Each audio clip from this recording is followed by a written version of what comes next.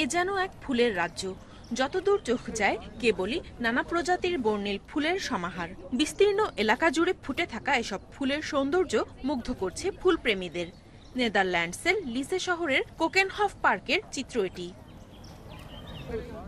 রাজধানী আমস্টারডাম থেকে প্রায় ৩০ কিলোমিটার দক্ষিণে অবস্থিত এই পার্ক। বর্তমানে সেখানে সৌরভ ছড়াচ্ছে ১৬০০ প্রজাতির বাহারি ফুল। পার্কটির ২৫০ হেক্টর এলাকা জুড়ে গড়ে তোলা হয়েছে সুবিশাল এই ফুলের বাগান।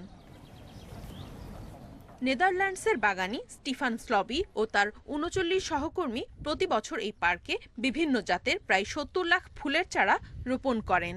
বর্তমানে সেখানে শোভা পাচ্ছে টিউলিপ, ড্যাফোডিল, হাইসিন্থ সহ নানা প্রজাতির ফুল।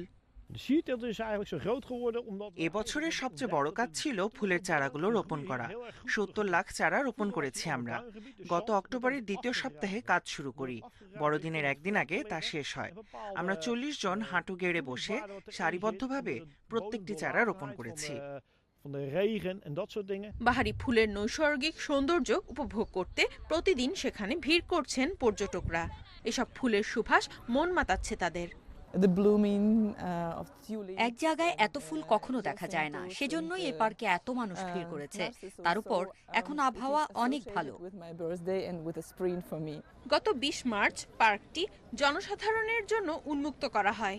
এরপর থেকে প্রতিদিনই সেখানে ভিড় করছেন বহু পর্যটক।